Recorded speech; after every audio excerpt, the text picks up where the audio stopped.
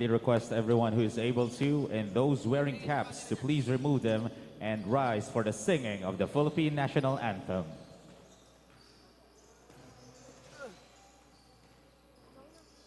Mga kababayan, ang pambansang awit ng Pilipinas.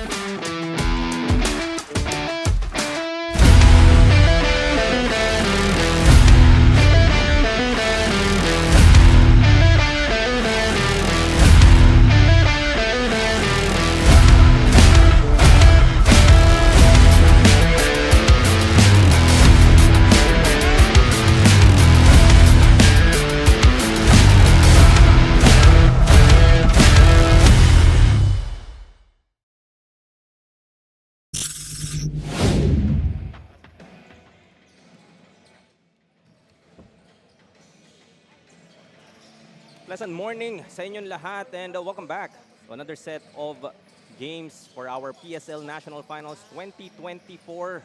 Match at hand natin would be the Born 2008 division matchup between Visayas 2 winners Ormoc and Mindanao winners Davao City for our first of 5 games dito sa ating court number 2 mula dito sa Victoria Sports. Jaime Mendehar together with Cal Sanchez alongside Daniel Laguardia bringing you the action mula dito nga sa Quezon City.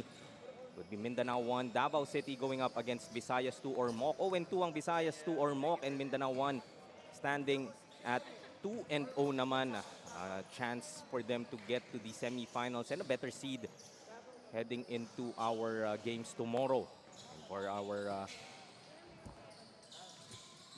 guys in white are Ormoc. Makikita nyo sa inyong kanan and sa kaliwa naman the team from Mindanao would be Davao City.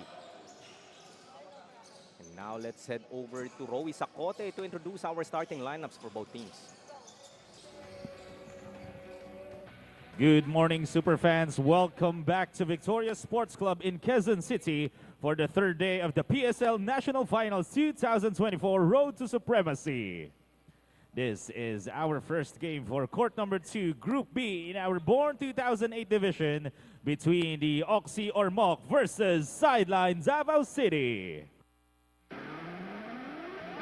And now let's meet the starters for both teams. First, for your Oxy Ormoc, point guard number 4, Jaden Espinosa. Shooting guard number 21, Jundale Gaviola. At small forward number 11, Dirk Villaseran. Power forward number 20, Michael Owano. And at center number 15, Keith Boholst. Head coach of the Oxy Ormoc is Noel Mascareñas. And now the starting lineups for your Sideline Davao City. Point guard number 4, JM Oropeza.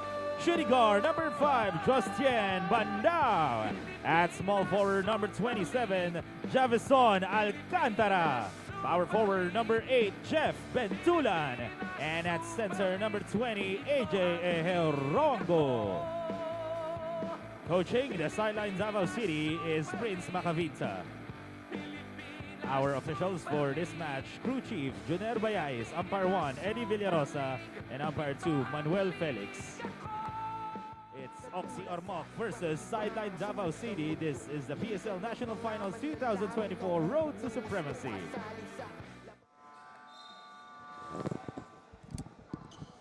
Welcoming you back once again dito sa ating Victoria Sports Tower in Quezon City for the first of 5 games mula dito sa ating court number 2. And it's the matchup sa ating Born 2008 division between Davao City and Ormoc.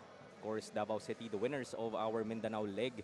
And the first runner-up naman sa ating Visayas leg, talking about Ormoc. Starters for both squads, beginning with the team in white, Ormoc Oxy. We have Jaden Espinosa, Dirk Villaseran, Keith Boholst, John Wano, and Jundale Gabiola. Dito naman tayo sa Davao City. They will be beginning this game with JM Oropeza, Jostian Bandao, Jefferson Bentulan, Alexander Ehurango, and Javison Alcantara. Magandang umaga muli. Jaime Mendihar kasama si Cal Sanchez. Bring you the action dito sa ating court number 2 or Group B. Right?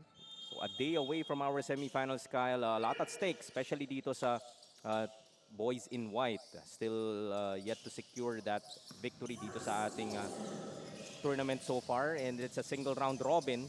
Ayaw mo naman umuwi ng pabalik ng Ormoc na hindi ka man lang nakaisa in the whole tournament. Yes, still winless is Ormoc City, as you just mentioned. And hopefully they'll get their bearings here in this ball game against Davao. Davao playing very well here in this tournament so far. And it's going to be interesting to see if Ormoc is going to bring their A game today. They'll need to definitely play well as a cohesive unit against this very talented Davao team. Of course, Davao 2-0 so far in our elimination round. They won against Manila UST in their first assignment, 66-61. And yung laro naman nila against Cavite, 71-47, 24-point victory just yesterday. For Ormoc naman, 2 losses para naman sa kanila. Lost against Cavite in their first assignment, 76-65, and also lost against Manila UST, 65-55 naman. It would be very important for them to get a victory here against Davao, kind of put themselves on the map, right? As that first basket will be converted by Urango. First blood drawn by Davao. And yung previous losses ng Ormoc weren't by that big of margins. No? Well, the first one was a double-digit lead, but still very manageable. Both of them were both double-digit losses for Ormoc, but still those games could have gone either way. So hopefully the ball bounces in their favor today. Pwede naman, no? Ibang araw, ibang gising. Right? That basket underneath will count, plus the foul para kay Jefferson Bentulan. The defense of Ormoc falling asleep there, finding the cutting Jefferson Bentulan.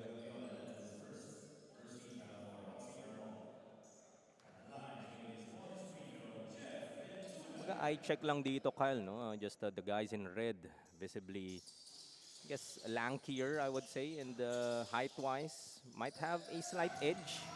Just looking at the warm-ups, wala pa nga yung dalawang malaking players dito ng Davao that we saw warming up earlier, still on the bench.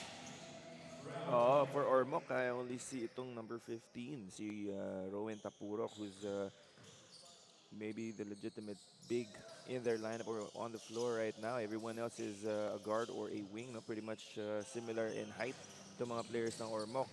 So I don't know if speed is going to be more of an advantage for them, or if we'll see kung yung height advantage ng Davao is going to be a game changer. Ormoc comes up with a steal. Trailing by 2 early, 4-2. 7:32 still remaining sa ating first quarter. Paalala lang po, if in case you're not familiar with the setup of our tournament, this is the national final, so top 2 for each group would be advancing to our semifinals. Tas crossover tayo sa kabilang group. So the top seed of Group B will be going up against the second seed of Group A, and vice versa. The first seed naman ng Group A would be matching up with the second place of Group B. And the winner of those semifinals will be fighting it out sa ating championship game, and the winner of that championship game would be the representative of that division sa ating global championship naman. So not just the national championship at stake, but the opportunity to secure the first ever Filipino Super League Global Championship. And that championship will only be one game, right? Not a series. Pagka ganyang one game lang, no? Really could go either way. No? Pwede bato mo na yung numero dyan eh. Kung Yes. ano yung- Oo, numbers go out of the door sa mga ganong klaseng games, and tendency doon din minsan nagkakaroon ng mga upsets, so you can't have an off night as much as possible. You really have to go all out, give 100% for like yung in other leagues like the US NCAA, diba yung mga Final Four and the March Madness, madaming mga upsets kasi nga yung format is just a knockout. So similar here sa ating PSL National Finals. That's why I think itong Davao City, really very important for them. Despite starting 2-0, parang you can kind of make the argument na pwede ka na mag-relax ng konti dahil secured na yung seat mo in the semifinals. But you want to kind of end on a high note as well and carry that momentum heading into the semifinals na wala ka ni isang talo. Yes, still, even though they are 2-0 and Ormoc being on the opposite end with 2 losses, you don't want to take them lightly, no? If anything can happen naman in any ball game. So for Davao, they still would like to give all out effort here today and show respect then to their opponent by treating them like an undefeated team as well.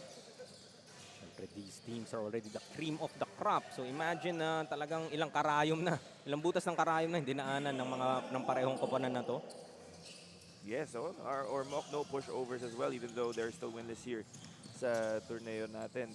They worked hard to get here and they're here for a reason. They did win to represent Ormoc, and then they had that first runner-up finish nga to buy a ticket sa ating national finals. Fast break attempt, that won't work para kay Gantuangco. On the other end, speeding through, but can't finish. Second opportunity, ayaw pa din. Make that a third opportunity, still no go. Come up with yet another offensive rebound is Ormoc. Finally, able to get that bucket to go.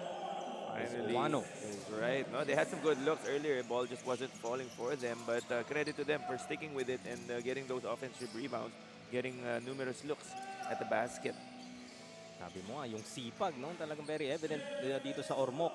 Dahil gutom sa panalo itong mga batang nakaputi. Yes, and going against a team like Davao, no, you'd want to out-hustle and outwork them, seeing as they are the taller and lankier, taller, probably even more athletic team compared to Ormoc. So, yun, they would really have to outwork them here. And credits to them, no? They're 0-2 right now, pero their body language is good. They have the energy to start this ball game. So hopefully tuloy-tuloy yan para sa kanila. Are trailing though by 4, 8-4. Oropeza dials it from outside, can't hit. Tatakbo dito ang Ormoc. This is Gaviola. Able to finish despite that defense from Oropeza. Lead cut down to 2, 8-6. A shade under 4 minutes left sa ating first. Stepping back, Hurango. Off on that 3. Second opportunity, baseline jumper, malakas pa din. Dito naman umuulan ng offensive rebound. Look at that shot. Using the glass to perfection was Bentulan. As a timeout will be whistled here, it's 10-6 in favor of Davao City.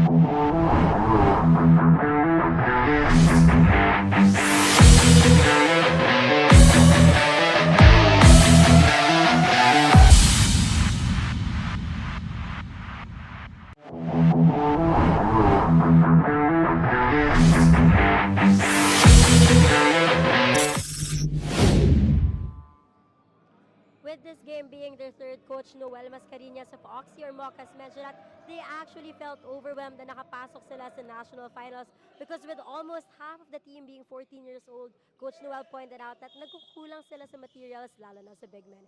Aiming to take this win, Coach Noel told his players na i-enjoy na lang ang laro para walang pressure because once they feel the pressure, mas matatakot sila magkamali and matatakot sila mag-perform and execute. Kyle. Thank you. That was Daniel LaGuardia helping us patrol the sidelines for the first few games of this Tuesday. And yun nga, Kyle, sabi natin kanina, height advantage, medyo nandito ang edge sa mga bata from Davao. But Ormoc, like you said, they have to outwork itong Davao City in order to give themselves a chance. You're right. No? Evident yung height talaga nitong Davao. Back-to-back offensive rebounds by Jeff Bentulan. He's going back to the free throw line. But as Daniel did say, itong Ormoc, they've been instructed to just enjoy the game, even though they are winless here in this tournament so far. Giving them that reassurance that you can enjoy the game sort of puts that pressure, or konting, it lifts the pressure off a little bit. As a player, sometimes when you get too focused or medyo pag mas intense masyado yung environment, sometimes you tend to overthink and you tend to get away from the game plan and simply just enjoying the game. There are players who play better when they play with a smile on their face and they're just enjoying. I am an example of that as well. No? Sometimes when I think too much or try to avoid making mistakes, mas lalo pa ako nagkakamali, mas lalo pa ako nagkakommit ng turnovers when you try to think too much and just instead get away from your natural instincts. Ito ang mga bata from Ormoc. Minsan, dyan talaga din lumalabas yung laro. Like you said, Kyle, no? When the pressure is somewhat off, right? And maybe the lights are less brighter in a way. Yes, no? Sometimes you try to put yourself in the mindset of just being a kid again and playing in the park with your friends, yung talagang laro-laro lang. Sometimes mas maganda pa yung nilalaro mo pag gano'n yung enjoy lang. Pero pag masyado ka na nagsiseryoso, and yun nga, masyadong maraming instructions yung pumapasok sa isip mo, doon ka pa nalilito minsan, overload yung, nagkakaroon ka ng sensory overload. And these are kids at the end of the day. Itong mga pinapanood nga natin sa ating harapan. And that's something that you don't really want to take away from the kid in them, yung saya ng paglalaro. Yes.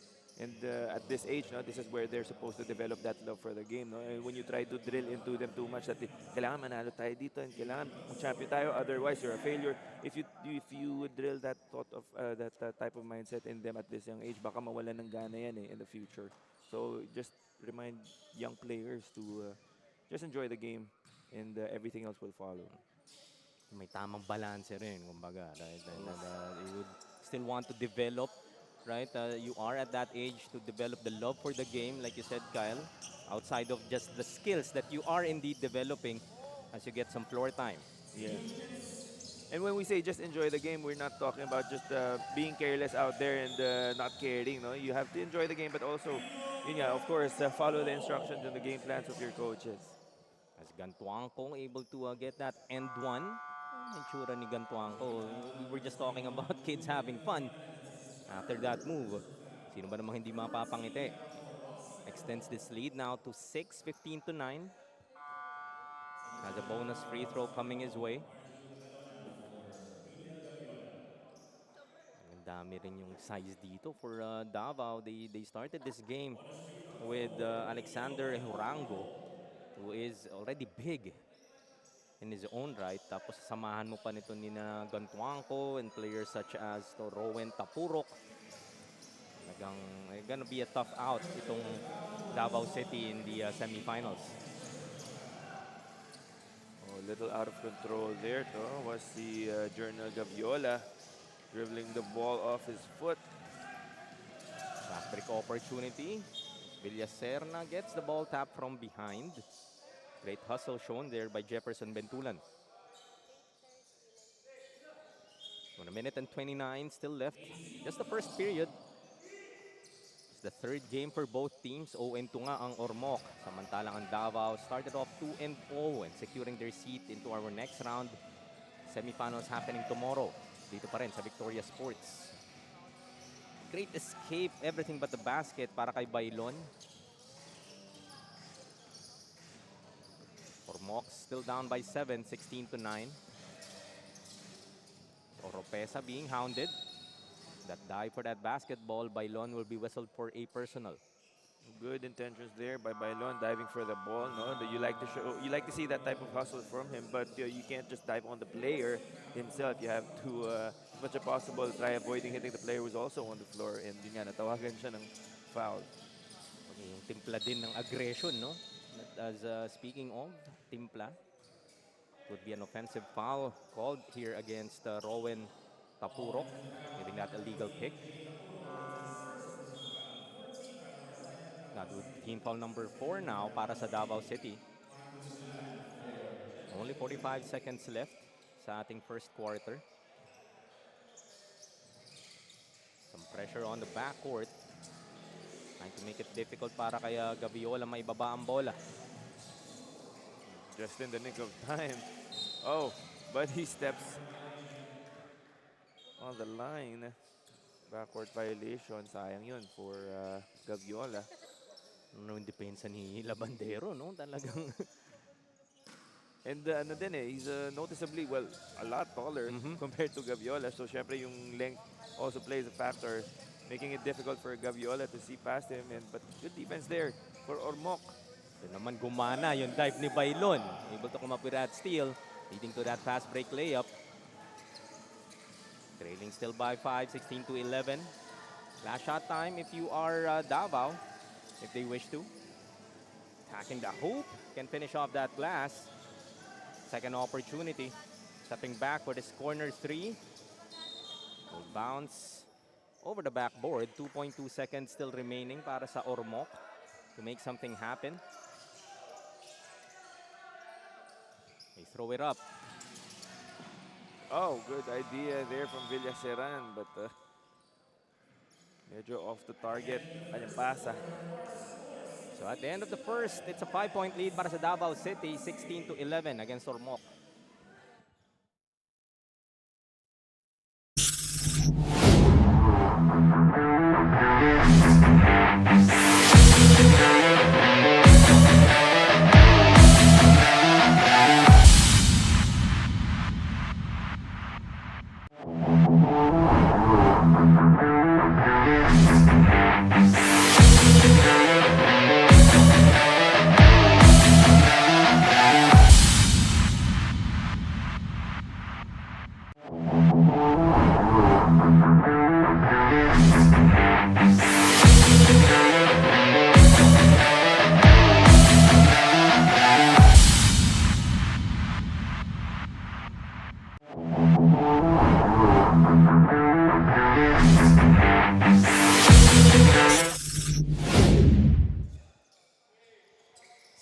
To 11, Davao City with his 5-point lead at the end of the first quarter.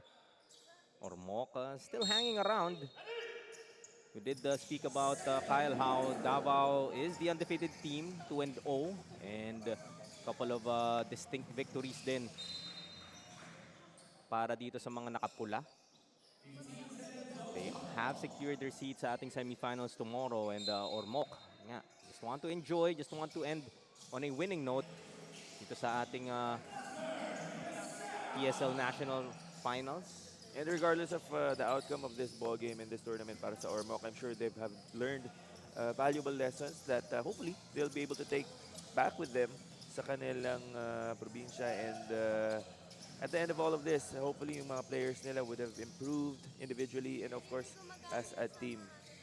Kadalasan ganun din yan, Kyle, no? If you are faced with tougher competition as what we have here sa ating national finals, kasi these are teams that have won their respective legs or their respective regions, di ba? Parang pag umuwi ka sa inyo, usually angat na kaagad yung laro mo eh. Dahil mas nahasa ka na din talaga eh. Yes, iron sharpens iron, and you only improve by playing against players that are better than you, taller than you, and faster than you.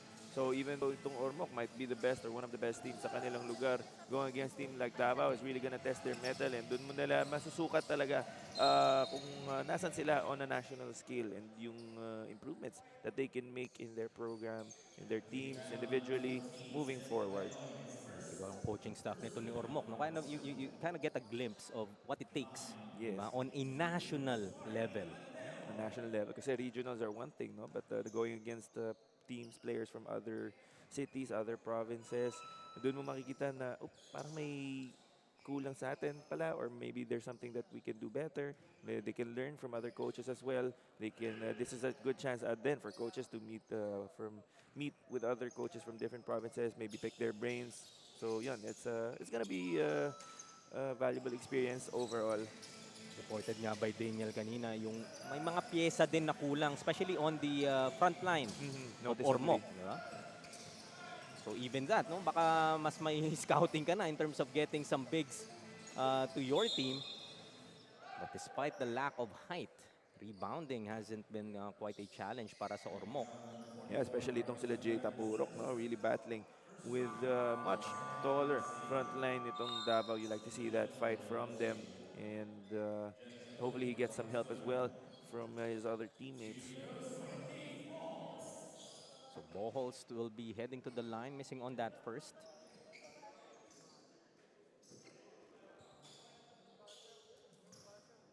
Still 18-13, a 5-point lead para sa Davao City. Splits his charities.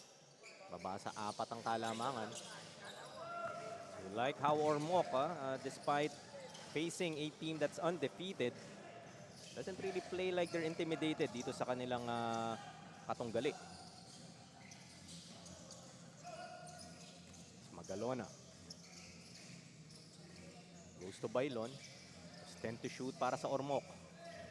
Back to Bailon. 5 seconds now. Pulling up is Magalona. Can't hit on the 3. Another offensive rebound, but they would lose it. Fast break opportunity para sa Davao City. Cleaning it up is Nabandero the third para sa Davao City. Lead up to 6 once again. Nice block. Tapurok. Another fast break opportunity. Look at the unselfishness of Labandero, able to find Gantuangco for yet another and one. Kita mo yung hingal dito sa mga bata from Ormoc kasi talagang tinatakbuhan sila dito ng Davao City. Kumbaga, sila nang yung smaller team, so you would think that they would be doing what Davao is doing, running in transition, pero Davao in control so far with yung mga fast break points nila, back-to-back fast break opportunities for Davao, and Gantuangco misses that free throw. But they get the ball back. Ito talagang offensive rebounds really hurting itong Ormoc.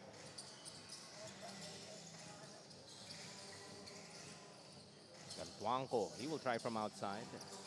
Shot too strong. Can track it down was Ormoc. Ball will stay here with Davao City. 22-14. Abante pa rin ng 8 itong Davao City. The winners of our Mindanao leg. Of course, Ormoc was that first runner-up sa ating Visayas region naman. Go to the block. Kick out. Thought about the 3. Couple of dribbles in. Labandero.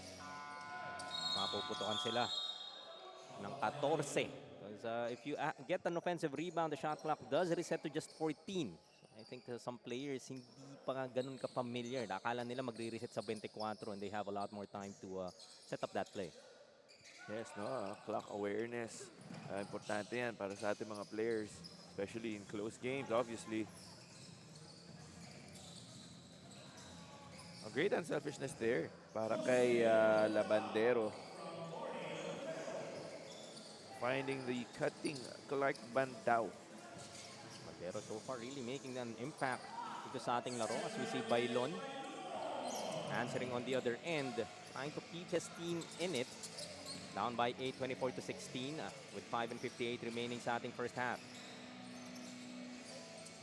Bandao go to the corner, looking inside, missing on that reverse was Bentulan. Masusundutan naman dito ang Ormoc. 4-on-2 on the other end, Pinoy step, but can't convert was Labandero. Another offensive rebound, Bandao. Good look to reset, still 12 to work with. No look inside. Nice pass as Labandero, masasabitan ni Bailon. the passing of Davao City really has been crisp, especially here in the second. Oh no, they're just playing freely out there, not trying to force anything individually. No, even some of them have already had open looks. But pag may nakikita silang teammate who's cutting to the basket, not hesitating naman sila to pass that ball. And yun nga, na-reward sila with either a basket or trips to the free throw line.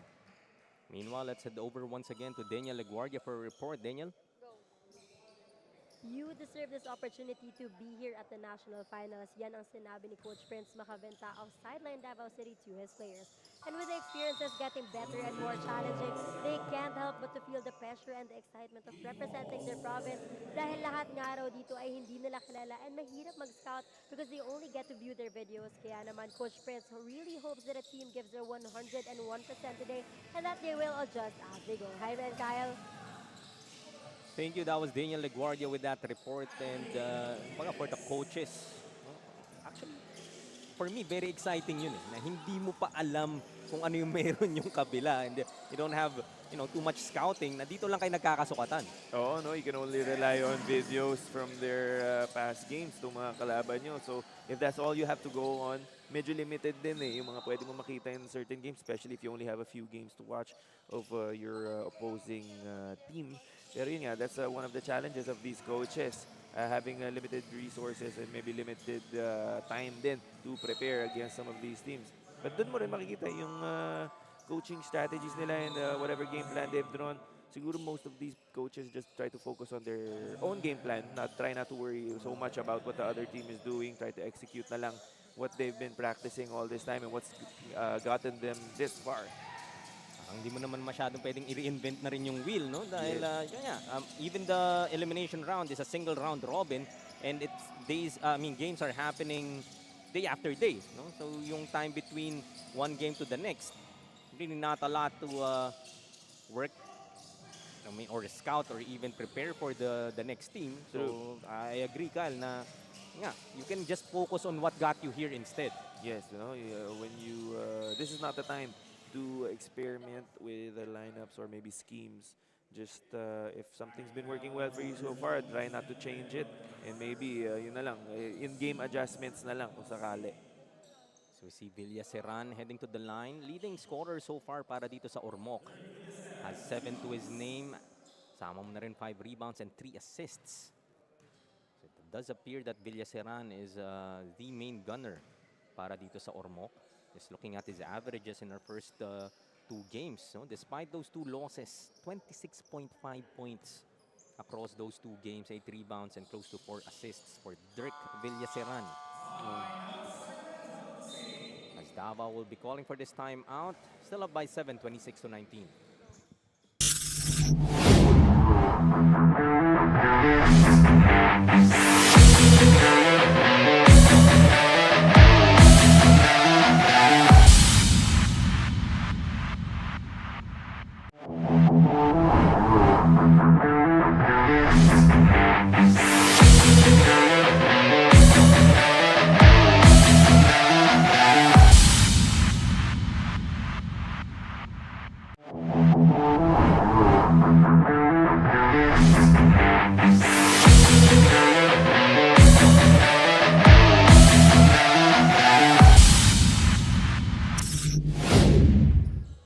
Babalik tayo sa Victoria Sports Tower. Look at our Born 2008 groupings. Group B po ang nakikita natin here in court number 2. Luzon champion natin Cavite. Mindanao champion of course playing right now Davao City. Manila UST will be seeing them later on as well for that battle for the second semifinal spot. And itong first runner-up nga ng ating Visayas leg, you're also seeing against Davao City right now, which is Ormoc. Abante nga ng pito dito ang Mindanao so far in this game. Is under offensive rebound but can't convert on that opportunity. Loose ball scramble. These kids diving for that basketball. Jump ball will be whistled. Possession arrow. It will stay with Davao City. So 3:34 remaining sa ating second quarter.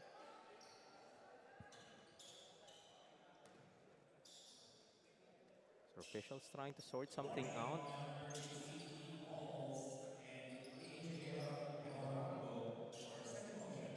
medyo nagkaroon lang ng kiskisan, no? In that scramble for the ball. But that's expected, no? In a very important game like this one. Ormoc still looking for that elusive first win. And this is their last opportunity para umuwi nga ng Ormoc with a win. And Ehorango will be called for that offensive foul. He was one of those players na natawagan ng warning along with Bohos para sa Ormoc. So, alam mo naman the officials are medyo may konting tutok when it comes to you. And that swim move, he will be called for that offensive foul. Oo, no? Especially after that scramble, talagang titingnan muna nila kung matutuloy yung gitgitan ng dalawang player na to. And yun nga, itong si Edurango being called there for an obvious offensive foul. Ormoc causing that turnover as Villaseran scores on another bucket. Villaseran now has 10. Only a 5-point lead para sa Davao. So before going into the half, Ormoc still had a chance to get this lead back and take the momentum away from the red shirts. Stepping on that baseline, turning it over back to Ormoc was Alverio. Malalim-lalim din tong Davao squad. Just looking at their bench, we see 8 players that they can rotate din pa. So 13 in total. And in this type of tournament na araw-araw ka may laro, kailangan din yung legs ng players mo, you're able to balance their playing time alongside with the fatigue. Yes, no, that's one of the tasks of our coaches, yung pag-manage ng minutes ng mga players nila, back-to-back days and games, numerous games and numerous days for their players. So you don't want to burn your starters out too much. No, you have to be able to utilize your bench properly in a way that would not bring down the quality and level of play of your team. Turnover once again para sa Davao. The opportunity is coming Ormoc's way. Trailing by just 5, 26 to 21. Well, they're hanging around. You like that they're giving themselves an opportunity, talking about Ormoc. Despite this facing this undefeated Davao squad.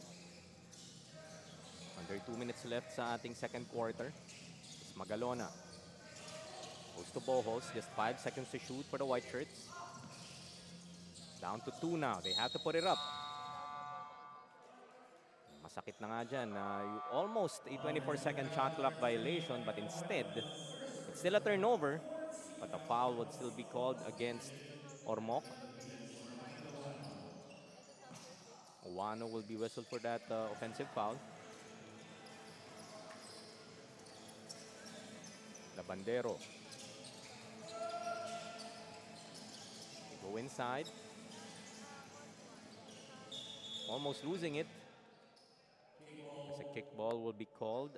Ball will stay with Davao. The shot clock will reset to 14.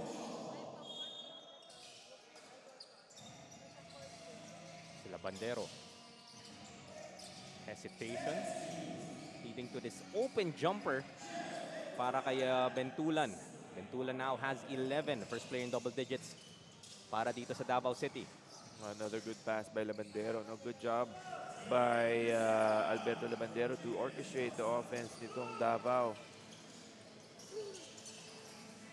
Labandero once again loses that basketball. Ormoc an opportunity to run. Magalona will pull up. Can finish off that glass. Takbuhan tayo dito, but that pass a bit too strong. Causing yet another turnover para sa Davao. They now have 16 turnovers.